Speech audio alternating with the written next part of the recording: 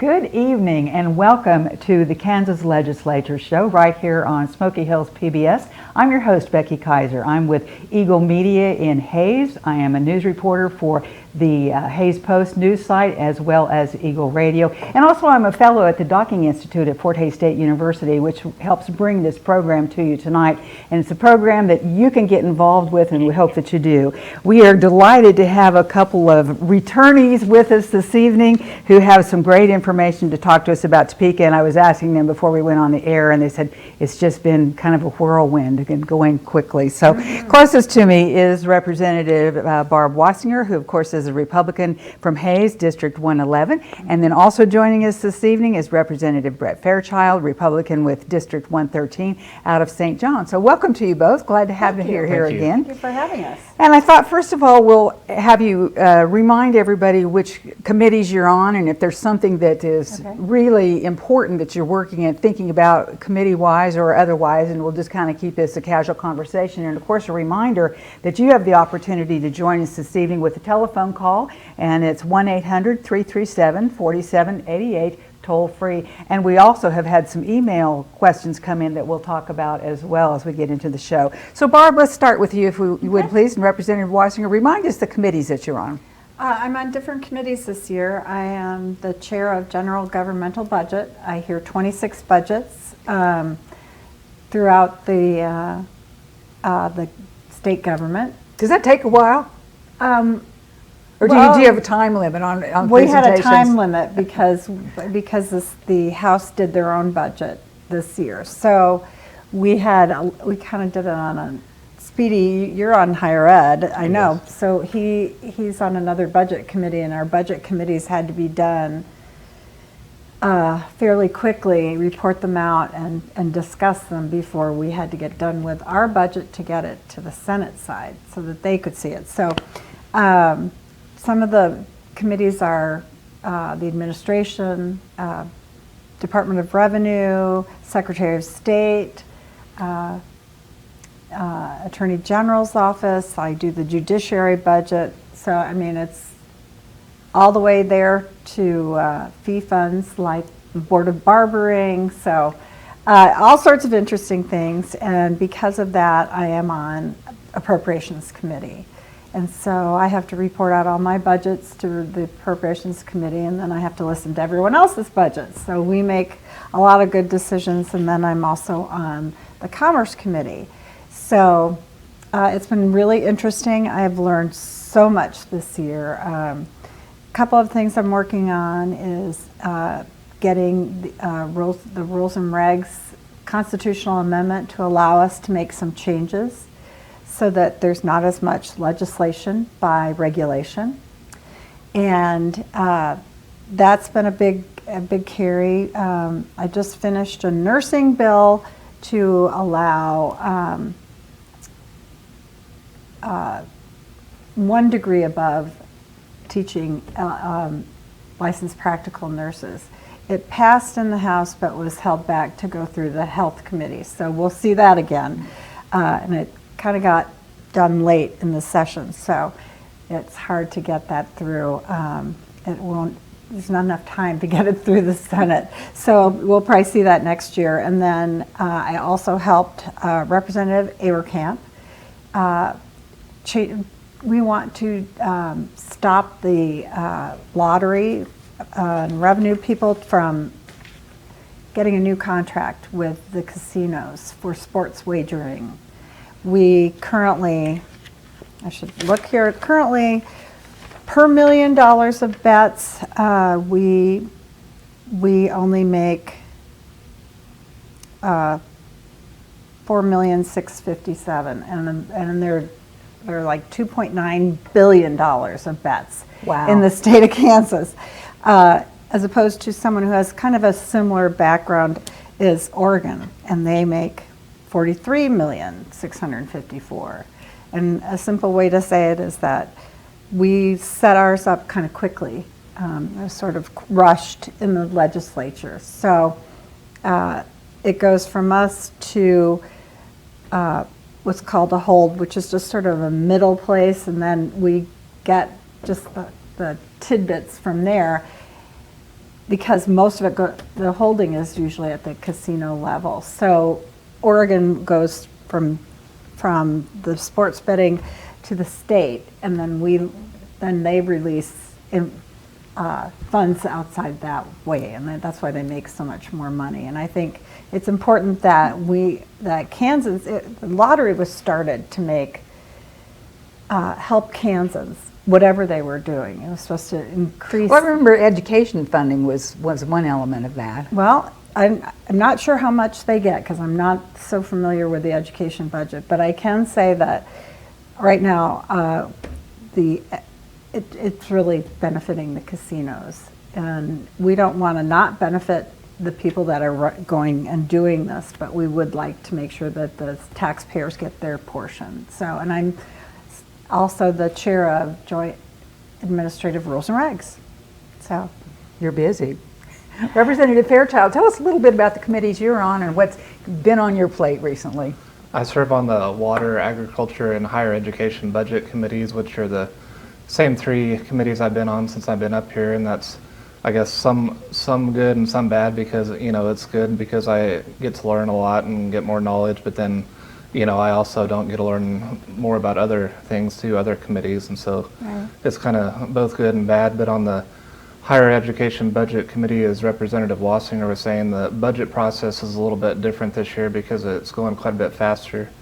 We got started with our budgets pretty early, about the first week or about the first 2 days. Yeah, the first couple days. Yeah, and that's different than how it's been done previously. Yeah, quite a bit different, and it's also different that we actually created our own budget in the legislature, and instead of just going from the governor's budget, because usually the governor will create her budget and then we'll just make adjustments from the governor's budget, but we did it different this year since we actually created our own budget, and then in the Higher Education Budget Committee we made adjustments from our own budget and came up with our own recommendations, and then after we made those recommendations in the Higher Ed Budget Committee, then it goes back to the Appropriations Committee to determine what the final recommendations are for higher education budget. But it was also a little bit more of a restrained or fiscally conservative budget this year because we're not quite in as good of a fiscal situation as we were in the past, where right now we're spending about $700 million more than we're bringing in. We still have a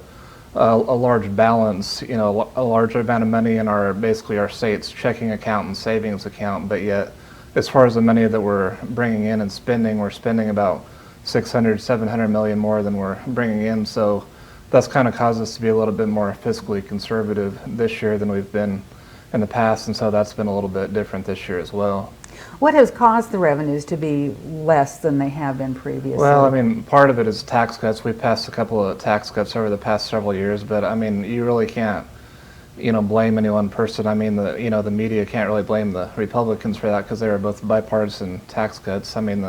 Every single Democrat, voted for those tax cuts too, and so, it's something that both sides voted for. In my opinion, I think that we haven't really restrained spending enough. I think if you're going to cut taxes, you have to either cut spending or at least try to hold it in check, and I don't think that we've done a very good job of that in the past, and so I think from my perspective, that's one reason, just kind of the combination of both those things, cutting taxes and increasing spending at the same time isn't really a combination that makes sense mathematically, which is kind of why we're in the situation that we're in. So I, take the perspective that we need to try to either cut spending or do a better job of controlling spending than we have in the past.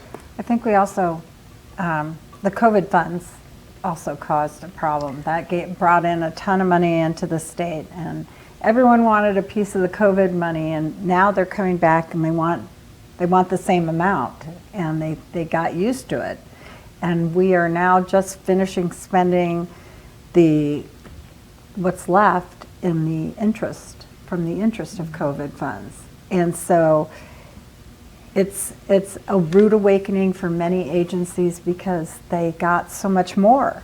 And so that's one of the starting problems that we've had, is that we were able to spend a lot more, so now we can't. And you talked about money in our savings and checking account, and which makes me think of, just the average Kansan family. That's how they have to maintain their budget, work with it, and that is something that is different.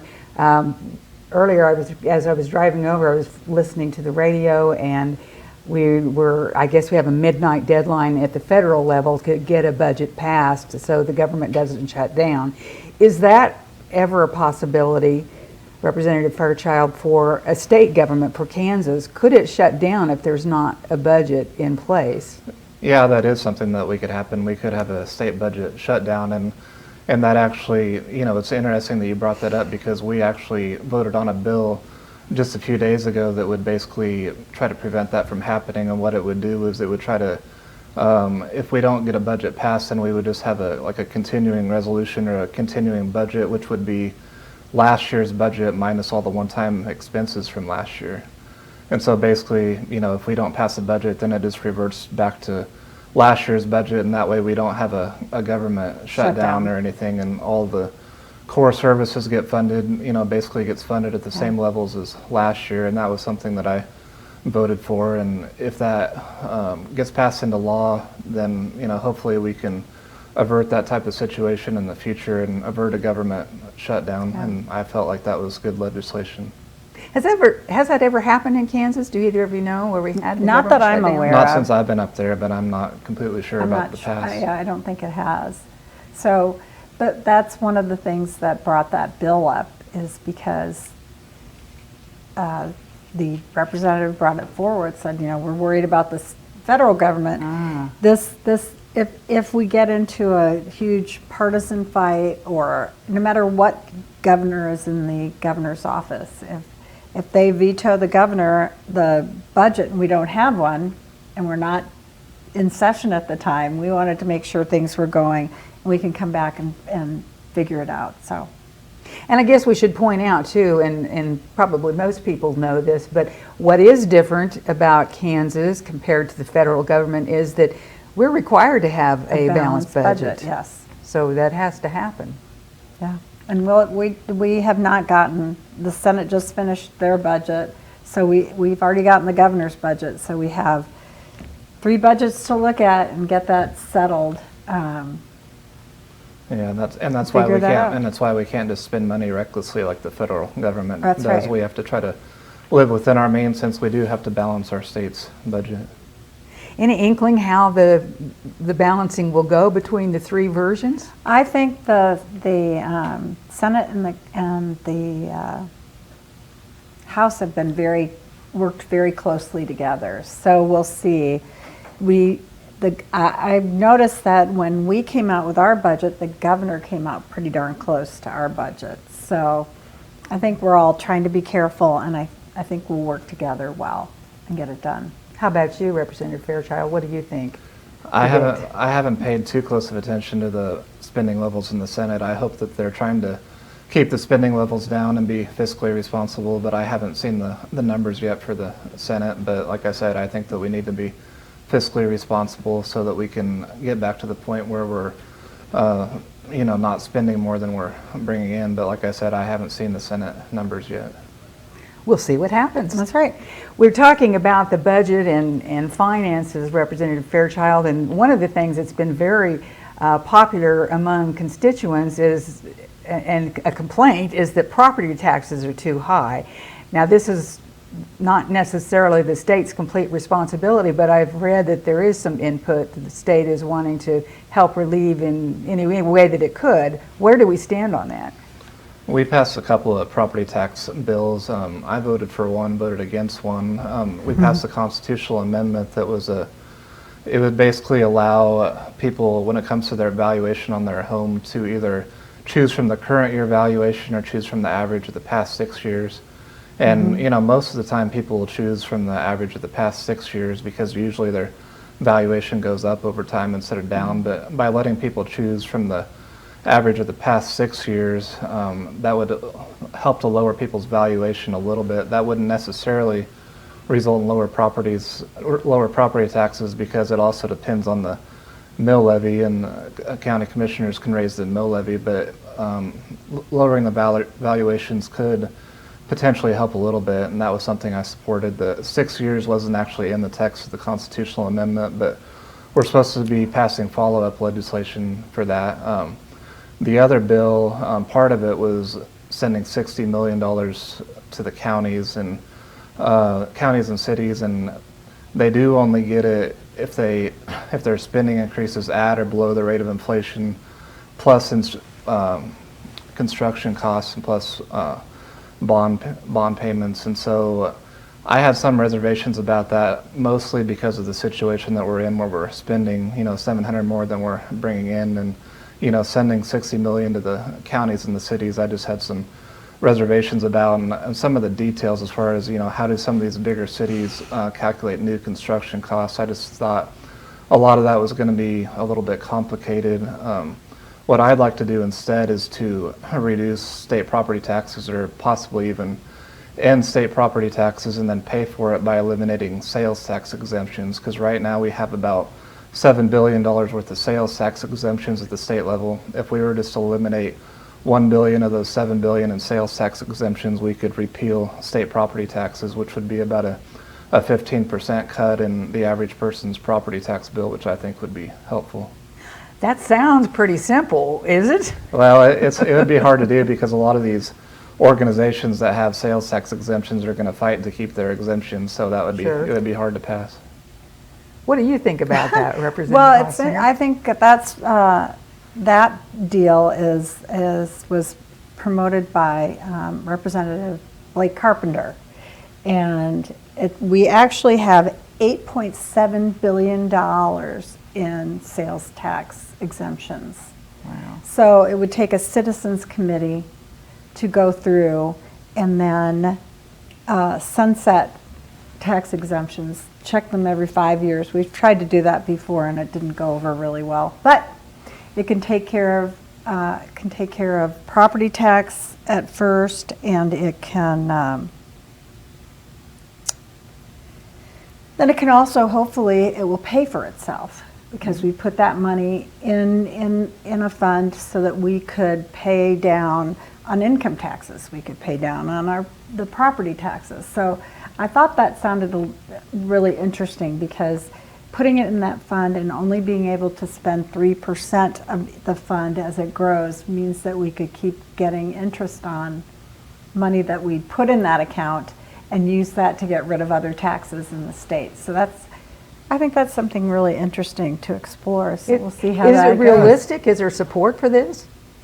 Well, that just came out, so let's see where the support is. Yeah. We did pass the tax bill where we set aside $60 million in a fund called the Astra Fund for what we got from the tax committee, and Representative Adam Smith had, and that is trying to encourage counties to keep their levies down, like Representative Fairchild told us. So we'll see how that goes. We'll see what everyone in the legislature wants to do, but we'll see how we can do that and take care of taxes for the citizens, because the state does not only has 1.5 mils for property tax.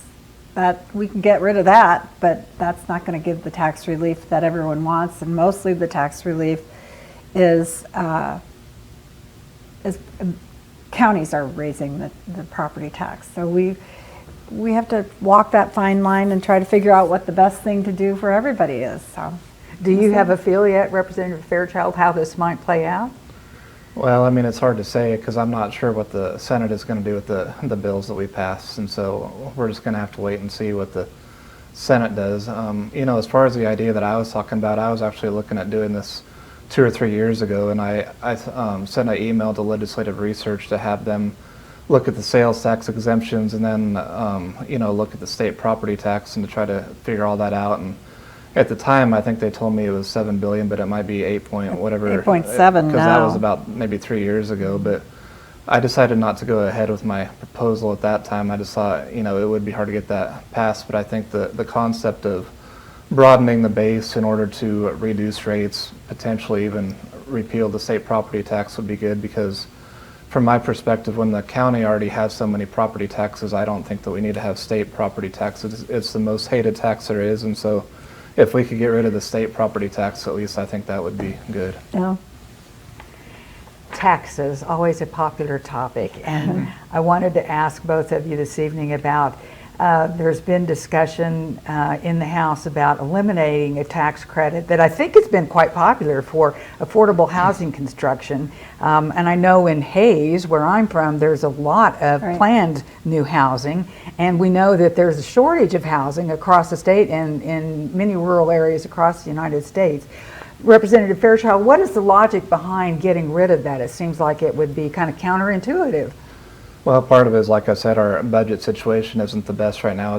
We're not in as good a fiscal situation as we were, and we were also told that this was basically a housing program that was going to grow exponentially over time, and as far as the cost of it, that it was going to keep, the cost of it was basically going to grow exponentially over time, and it just wasn't going to be possible to keep that program. And you know, I guess I tend to want to go in a different direction when it comes to promoting housing. Instead of having the government subsidize it, I'd rather see efforts to try to reduce some of the regulations, some of the zoning regulations. I feel like some cities in particular, and the bigger cities, go a little bit too far with some of their regulations, some of their zoning regulations, which makes it harder to build homes. And so I kind of like to view it from more of a limited government perspective, and instead of subsidizing housing, go in more of the direction of deregulating housing instead.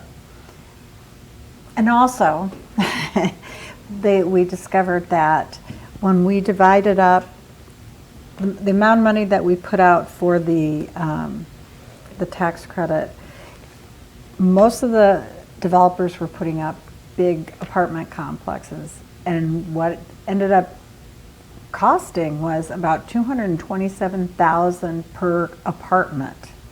So there was, getting all that information was, well, we've got to not do this anymore. We've got to revamp this project. And so we're going to look at it again in Commerce and work on it, see what we can come up with, maybe not as fiscally irresponsible as we've had it. So. Is the need greater for single-family housing homes as opposed to complexes like that? What do you think? I would say the need for both would probably be. Both. I think there's just been a shortage of housing in general, and so there's probably a need for both, I would say. And one of the things that we had someone bring up is that just getting people into rentals does not promote ownership of homes. And so perhaps looking towards things that give people the opportunity to own something and put some equity into it is also a good idea. So it's just another thing that we all have to be talking about and trying to make sure that we do the best we can. We thought this program would be good, but it's so expensive. It's just not fiscally responsible to continue to do. And I know that's a panic for a lot of, especially in Hayes. I have already heard from the people in Hayes, but I said, we're going to look at it. We've run out of time this session, but this part of the biennium. So we will go look at it next year. On a somewhat related note, because it deals with taxes, is a plan that would eliminate taxes on tips, and that's something that has been talked about, whether or not it would be good to do that for the people that primarily make their income through tip monies, or if that is going to not work well. There's some people that say, no, let's raise the minimum wage instead. What should we do with that? Like I said before, I'm not generally a big fan of tax exemptions, but I think in this case I would support repealing the tax on tips, and mostly because I just think that it's really hard for waiters and waitresses to calculate how much they made in tips and having to report that. I mean, when I go to a restaurant and give a tip, I just put cash on the table, and I don't know if that money is always even, calculated as far as the income tax is concerned. And I just think that it would be a lot easier, just to not tax that at all. I just think that, when a lot of tips are given in the form of cash, that just makes it hard to keep track of and calculate for income tax purposes. And so I just think that would make it a whole lot easier just to not tax that. And I don't think that we generally need a whole bunch of more tax exemptions, but it's just hard to keep track of tips. And so it would just be easier to not tax tips, in my opinion. I think the president was going to do it. Oh, yes, Yes. he did talk about that. Only at the federal level. On the federal level, you said that I did not know about this bill, but apparently someone brought a bill, but we've not heard it on the floor, and I'm not sure whether it's going through the Senate to eliminate tips tax on people, but we'll see. I like that tip tax. That's Tip exactly tax. what it is. So how about the minimum wage? Is there any possibility that it would be increased in this, at least $15 an hour has been touted that this is what people need to make? There's a movement by at least one Hays City Commissioner that I'm sure you're aware of, Representative Wasinger, who would like to see the city employees and local businesses paying $20 an hour. That's kind of the minimum amount that would be needed for a livable wage. Can we raise the minimum in Kansas? We probably can. We haven't seen anything about that right now, but I do know that sometimes when I know California raised their minimum wage really high, and people lost their jobs and didn't get a job because you can't hire as many people. So we have to be careful on how we do it, but we'll see if it comes through.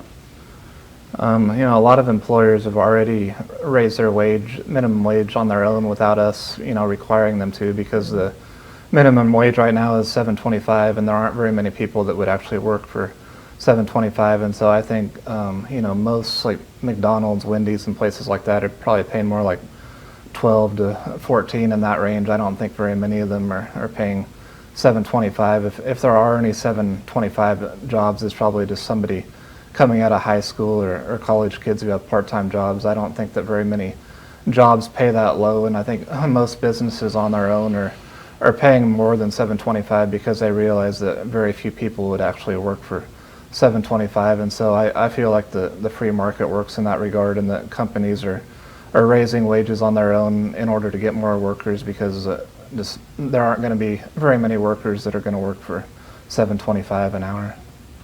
We have a phone call. Bill from Garden City is on the line. Bill, you have a question or a comment for our panel? Yeah, well, the two representatives are doing a great job there tonight.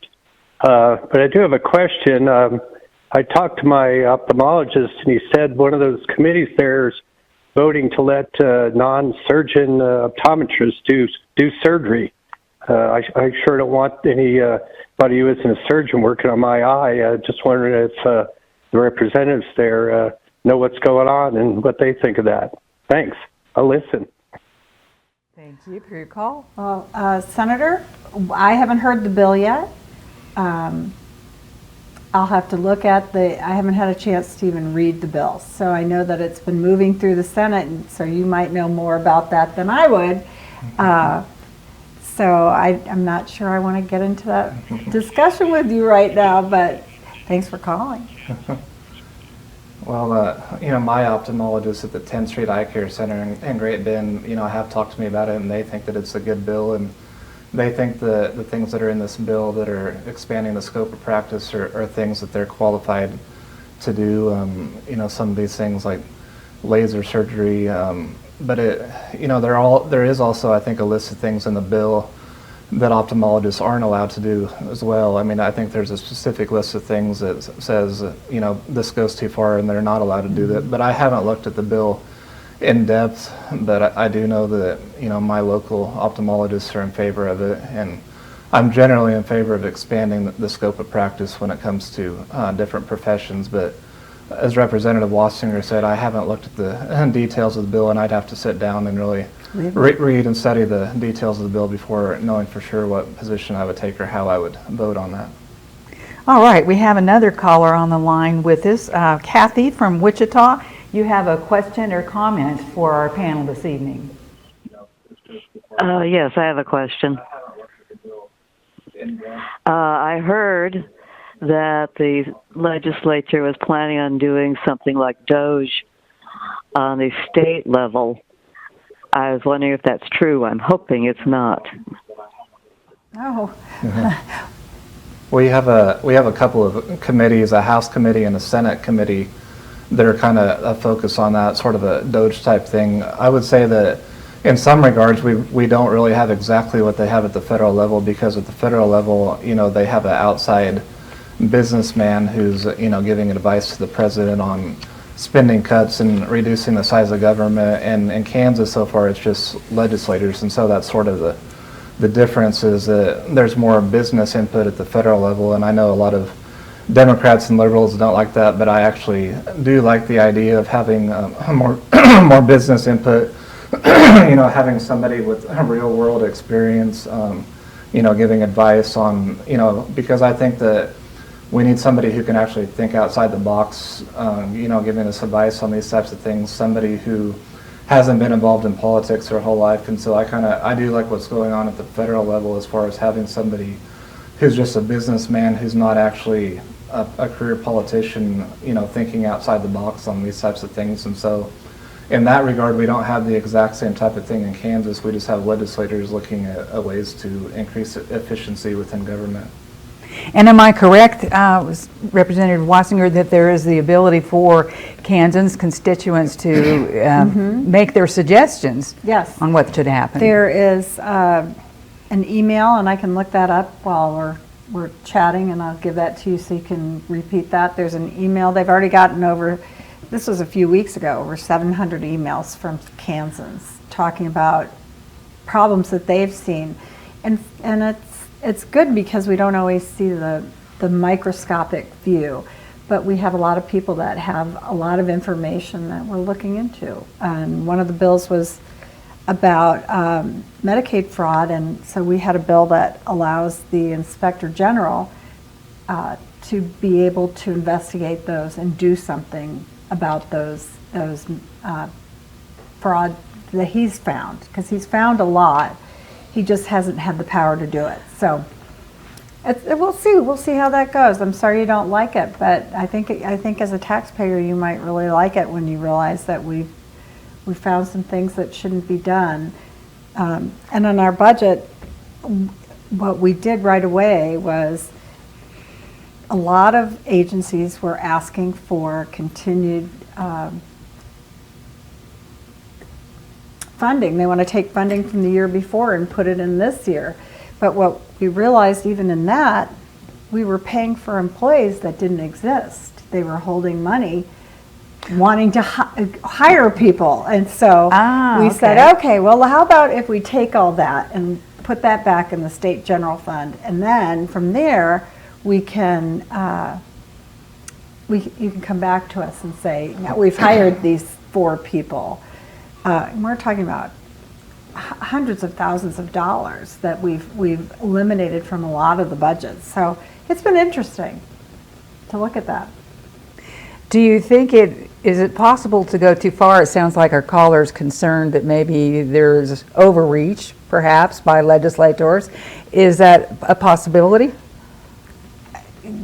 You can never say no, right? I think, when you look at what's going on at the federal level, I do understand some of the concerns as far as overreach at that level, because a lot of this is being done through executive orders, and Congress has the power of the purse, and so I do have some reservations about that, even though I strongly agree with the effort to reduce spending and get rid of waste, and the effort that Doge is doing, but I do think a lot of this needs to be done by Congress, and unfortunately I feel like Congress is still passing budgets that spend way too much, and I think that Congress needs to get spending under control, and that's a better way of doing things than having the president do so many of these executive orders. I feel like what the president needs to do is to just veto a lot of these spending bills that are out of control and that spend too much, and just force Congress to spend less that way, and I feel like that's a better way to do it than doing it through executive orders. Since we're on the topic of the federal government, we've been hearing a lot in the media about concerns that there is, and in fact I saw K-State today put out a news release about some programs that they're going to eliminate because most of the funding came from federal dollars regarding to some sort of food project. I don't remember exactly what it was, but things like that. Is that a concern that we in Kansas, in the ag area and others, that we're losing money that is critical to some of the things that we have going on in our state? I think that is a concern, but I think, some of this was just a spending freeze, and some of that may be released. I think some of the spending has been released. Like I said, I would like to see things be done a little bit differently. I'd like to see President Trump go through Congress a little more, see him veto more spending bills and do it that way rather than doing so many executive orders. And so I do have a little bit of a different view in that regard, and I think that, he might be able to get more support and have people behind him more if he would look to try to do some of this more through Congress instead of just doing all of it through executive orders. Do you have any concerns, Representative Wasinger? The other thing I was thinking about, when it comes to agriculture, I know I was reading also that there are federal payments to our big farm producers and small ones, and they, have invested all this money expecting federal monies to come back to them, and it hasn't at this point. Well, I think we just need to look at everything and make sure that we're not making bad choices. And so I know that it's hard, and I know it's not very much fun, but we can't do anything about the federal government. We have to sit back and say, gee, we're sorry. But that's one of the reasons why we passed the reappropriation bill, because that way, if there's some reason why we're not getting along and we're not playing well with friends, we can continue the budget as it was. So, wanted to talk to you, Representative Fairchild, about, and this was introduced by our friend Representative Ken Rajas from AGRA, about a Blue Ribbon Commission that would study the priorities and operations of our higher ed institutions and our technical colleges and community colleges, talking about some potential consolidation there. What's your thought on that?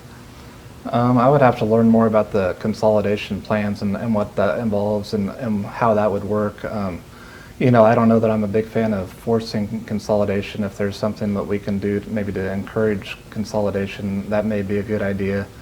I'm not generally a big fan of creating these new commissions because there is some cost to them, even though it's small. And I generally think that we need to study these higher education issues within the regular legislative session, within the higher education budget committee. I mean, there's some days where we don't even have a hearing or do anything in the higher education budget. And so, it doesn't make a whole lot of sense to me to be creating a new commission to study that when we don't even have when we're not even there and have a hearing every day for the higher ed budget committee, and, we have to pay legislators or pay different people on this commission to come in during the summer months and have to pay the per diem and salaries of the legislators. And so I'm not usually a big fan of creating commissions or task force. I understand the reasoning behind wanting to do some reforms, but I would rather see a lot of this go through the higher ed budget committee instead to look at. Representative Wasinger, obviously being from Hays, Fort Hays State University is one of your big constituents as well. Any thoughts on what potential consolidation might look like? well, I think a lot of the universities have started. Fort Hays, not consolidated, but took North Central Tech in and Northwest Tech. Northwestern Tech. So I think that's the kind of consolidation they're talking about, helping students that are in these tech schools easily go right into higher ed if they want to, and they're getting credit for that. So prior to that, when people went to VOTEX or community colleges, sometimes you went to colleges and they didn't accept all of your credits. And this, Wichita State did it. One of the Washburns done it for years, and they've integrated students into their university. So I think that's the very good start to trying to make things easier for Kansas, for taxpayers, for students that are interested in doing more. If they're not, they can go right out and get jobs. But I think and I think that's part of what Ken wanted to look at is what kind of, is that what we're looking at with consolidation? Do we want to force other consolidation? Because our population is dropping. Actually, it's staying steady right now, but our schools are losing students and they can't continue to do business as usual. And I think Ken Hush has done, the president of Emporia State's done a great job. He's been trying to look outside the box and try to do things more as a business person. And it's been met with some disagreement. Some opposition. Some opposition, but when you look at their line item budget and you start to get into what they're doing, it's interesting because you can't continue higher ed the same way we have. Because prior to this, we were growing, and just getting new buildings is not going to work because we don't have as many students. So, all right, we have another caller on the line. Tom from Osborne is with us this evening. Tom, you have a comment or question of our panel this evening? Yes, I'd like to ask both your senators there, if Hayes is going to grow, and I mean, where are they going to get their water from? Because they had to go get water from another area of the state, them and Russell. So will the water committee that Senator Fairchild's on, is he going to let them pump water from another county or the aquifer, the Olaga aquifer? And that's what I'd like to know. Thank you. I mean, that's something that we'll have to discuss in the water committee. I mean, I can't really say for sure how we're going to approach that without talking to other members of the water committee and getting their input on it. You know, I think we'd certainly be open to having informational hearings on anything that we need to change in regarding the water situation in Hayes, but I think, you know, maybe Representative Wasinger may have more commentary on what she thinks we ought to change. well, what's going on with Hayes is they've been in litigation. They bought the Edwards Ranch, Edwards County R9 Ranch with Russell, and for the last 10 years they've been going through the courts with trying to make sure that they can transfer the water from Edwards County. So the Water Board just ruled that they wanted to wait until the Supreme Court looked at the very most recent case that has been filed to stop them from doing it. But they have done such a good job. They've spent over $10 million in 10 years trying to get this done. And they are working, they bought the R9 Ranch. They told the water committee they took less water from it. They're saying they'd take less water from it than what they were truly allowed in water rights in order to be sustainable for the next 50, 100 years. And I think they've done an unbelievable job doing it. And I hope that the Supreme Court can get this taken care of and we can put this to bed. I'm hoping that that's what's going to happen. And we also should point out that this is the first time in this manner that this would trigger the Water Transfer Act. So right. Steps are being taken very very carefully, and they've worked very hard to do this the right way and not. They don't want to drain any aquifers. They don't want to be poor stewards of water, and I think they've done an excellent job of trying to work towards this. And now we just want to get it finished, and then Hayes and Russell can have their water taken care of, and we'll have water for the next 50 plus years. Representative, I wanted to ask you about the Kansas water plan. There's a House bill to add more money to that, and are there specific areas that it's earmarked for? What's the need for more money for the water plan? Yeah, we did have a bill that increased water funding by $22.5 million this year that I voted for, and I'm not a big fan of spending bills, but I did vote for this because I think the water is a core function of government. There's a lot of sediment in our reservoirs that's taking up space, and if we don't do something about that, then it's going to get to the point where we don't have as much capacity for our reservoirs to store water. And so there's different technologies that we're trying to come up with, trying to do different things to try to figure out ways to remove the sediment in the reservoirs. And so that's partly what the money is being spent on. Part of it is grants to the cities and the counties for water infrastructure problems that the cities and counties are having, and so that's a big part of it too. And this isn't in the current bill, but in the previous water funding bill, there was also some funding for the Clavira situation to fund for the water augmentation project to basically pump water straight into Clavira so that Clavira could have water flowing into Clavira, because there's been a impairment complaint basically saying that Clavira isn't getting the water that they're legally allowed to get. And so in the previous water plan or the water bill, there was funding for that as well. Those are some of the main things that I can think of anyway. Those are some of the main things that we're spending money on in that bill. Having talked to mostly rural Western Kansas legislators on the show, it sounds like everybody pretty much agrees that it's easy to make this an Eastern Kansas versus Western Kansas, or urban versus rural, but it's a state concern.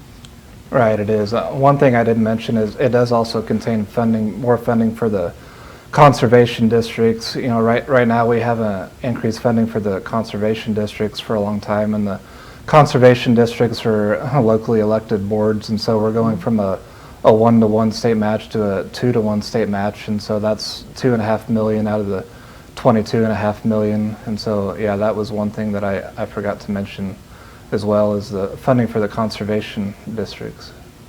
We have a little less than 10 minutes left in our show this evening. If you would like to make a comment, or if you have a question of our legislators this evening, again, you can call us at 1-800-337-4788. As I mentioned, we've had a couple of email questions come in. I want to make sure we get to those.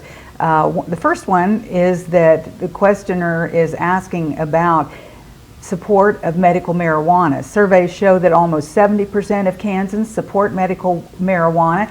Why has nothing been done about this, and what are your opinions on the matter? Representative Wasinger. One of the problems with legalizing medical marijuana is that the federal government hasn't done it. And so my belief is that it needs to go through pharmacies. It needs some control on it instead of dispensaries everywhere, and get it to the people that really need it, and it really helps. So we'll have to work on that and see what the federal government does, but pharmacists right now won't do it because it's against federal law to do that. So we've got to help the pharmacists take care of business. So, You know, I lean a little bit more libertarian in some of my views, and I support medical marijuana. We voted on that a few years ago in the House, and we passed it in the House, and the Senate didn't take it up, and that's basically the reason why medical marijuana hasn't passed in Kansas, is because the Senate doesn't support it. The Senate won't take it up and pass it. I think we'd probably still have the votes in the House to pass it, but basically our leadership has basically said, well, if the Senate isn't going to do anything, then we're just wasting our time if we pass the bill. If we spend several days or, you know, have it go through the committee process and we pass the bill in the House just to have the Senate sit on it and not do anything, then we're just sort of wasting our time. And so I think that's why we haven't done anything in the House for the past several years. I think it was my freshman year maybe that we passed the medical marijuana bill in the House that went over to the Senate, and the Senate didn't do anything with it. And so I think if we were going to pass a medical marijuana bill, it would have to start in the Senate, it would have to pass the Senate, and then it would have to come to the House in order to pass, because our leadership has said that we're not going to take up a medical marijuana bill in the House and waste our time with it if the Senate is just going to sit on it and not do anything with it. I read something interesting today that I had not heard about, that it's illegal to try certain experimental medications in Kansas, but apparently terminally ill Kansans might have an option coming at this as the Right to Try Act that apparently has already, the bill's passed in the Senate.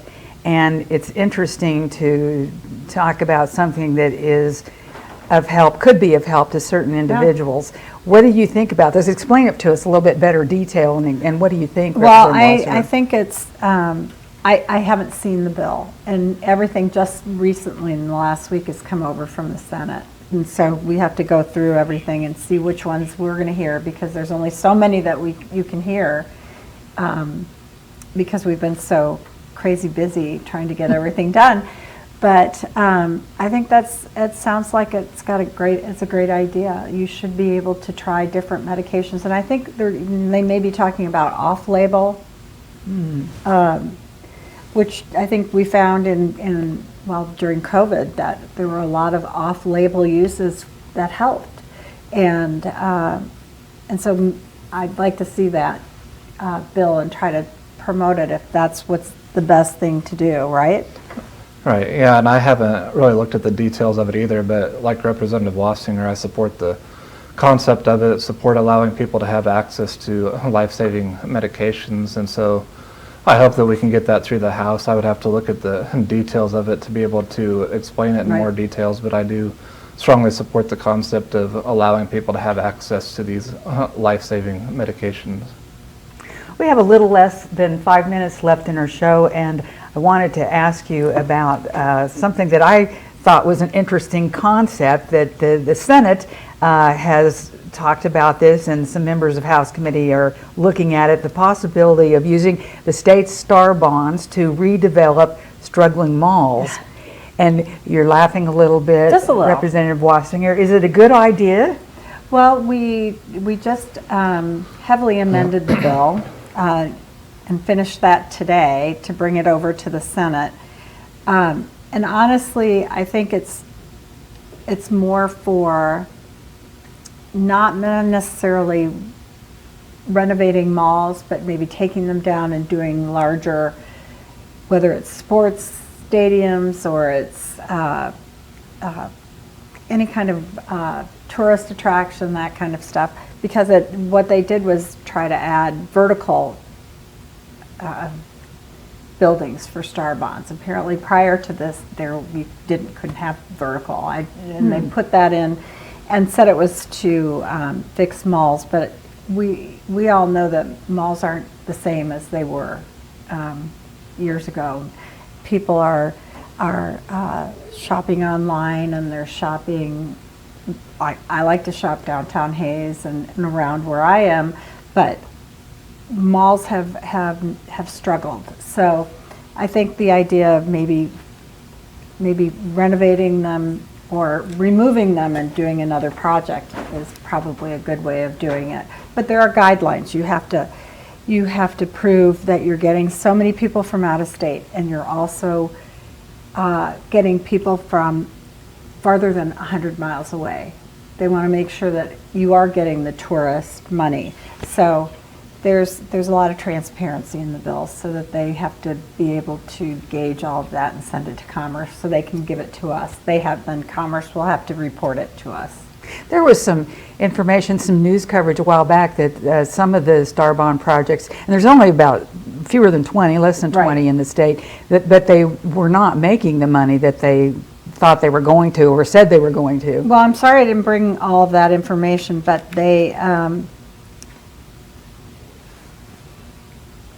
from what Commerce tells us, and we have to look at it I'd like to look at it even more closely. Some of them most of them, there's only one that really hasn't been working, and then they have to pay the money back because they have to put a bond, the developer does. So it's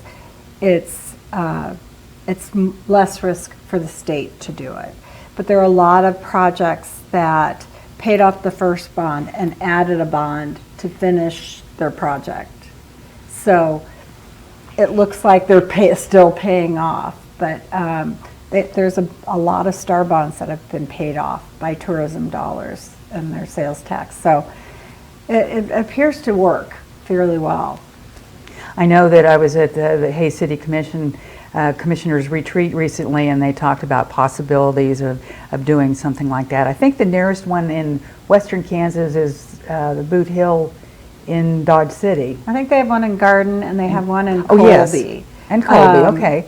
I also have inquired about maybe doing a graduated star bond so that smaller communities that aren't 60, right now I think you go from 60,000 to 100,000.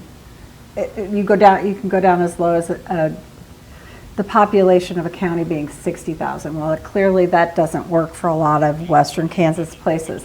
So I'm going to work with the revisor, who are the attorneys that do the bills, to ask them if there's some way we can ratchet it down, less money, less risk, and do it for more of the rural areas. Because while the metropolitan areas are very important for our tax revenue, we need to keep western Kansas, rural Kansas still doing things, and I think they can do it. Interesting discussion this evening. Thank you, Representative Barb Wasinger from Hayes, and also Representative Brett Fairchild from St. John. Thank you both for being with us tonight, and thank you for your service in Topeka. We appreciate it. Thank you for joining us this evening on the Kansas Legislature. I'm Becky Kaiser. We'll see you next time.